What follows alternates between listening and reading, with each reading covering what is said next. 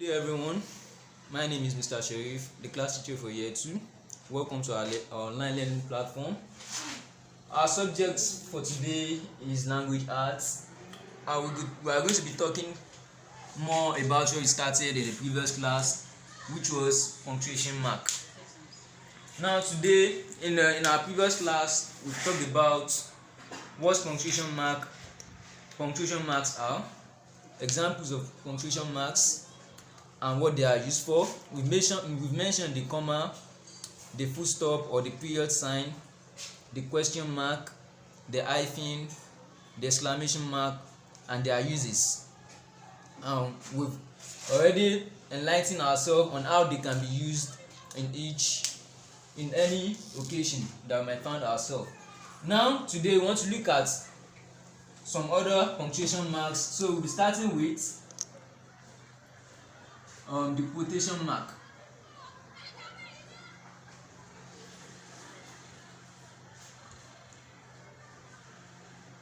Now this is represented by this symbol.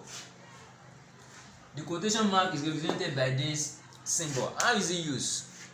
The quotation mark is used when you are reporting what someone said word for word. When you are reporting what someone said word for word in writing. For example, today in class I told you, when you get home, tell your mom when you are coming tomorrow you must come with your fees. Let's put that in writing using a quotation mark. So when you get home, in writing form you can go this way. My teacher said, let's start with that. My teacher said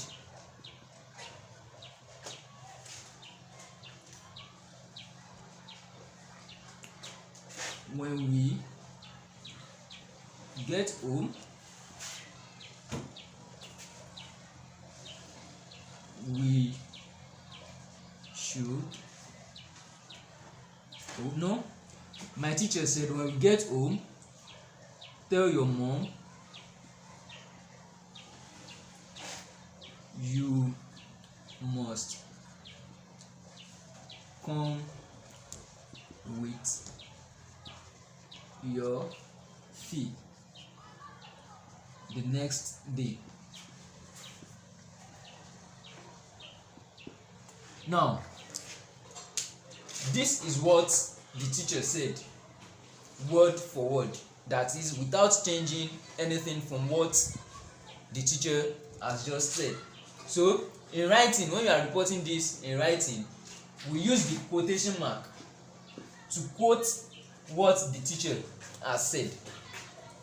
Once again, we use the quotation mark to quote what the teacher has said. So we have it, my teacher said, then the quotation mark that tells us what the teacher has already said. So that is the one way, that is a way we make use of the quotation mark. Another one, to the next one we'll be looking at today, we have the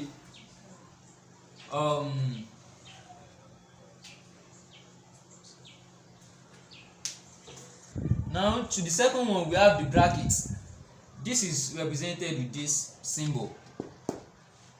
So how do we use the bracket? The bracket is used when we need to add additional information about a particular subject. For example, we have Toby and Ade.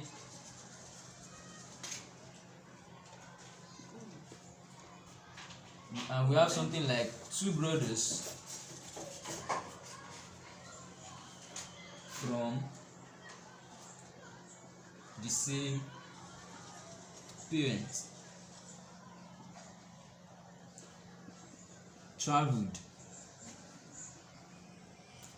abroad. Now with this sentence, now we have Toby and Ade, then in brackets, these words in brackets is telling us more is telling us more about, is giving us an additional information about who Toby and Ade is. Do you get that? So a bracket is telling us it allows us to add more information about a particular subject. So that is for the bracket.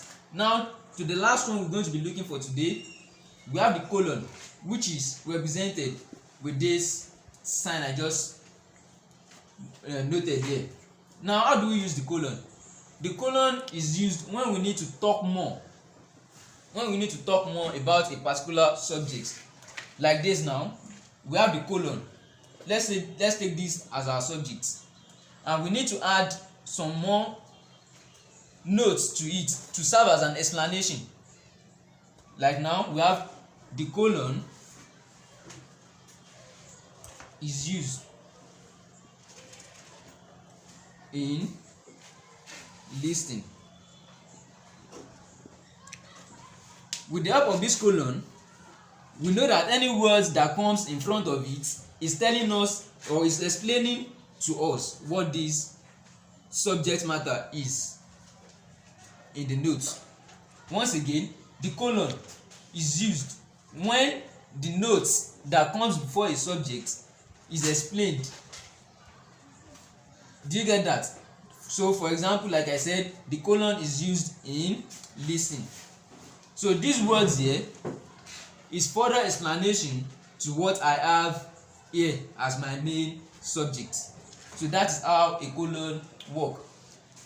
Sometimes a colon is also used when we are listing items. Now we have ingredients. Let's say we have something like ingredients for making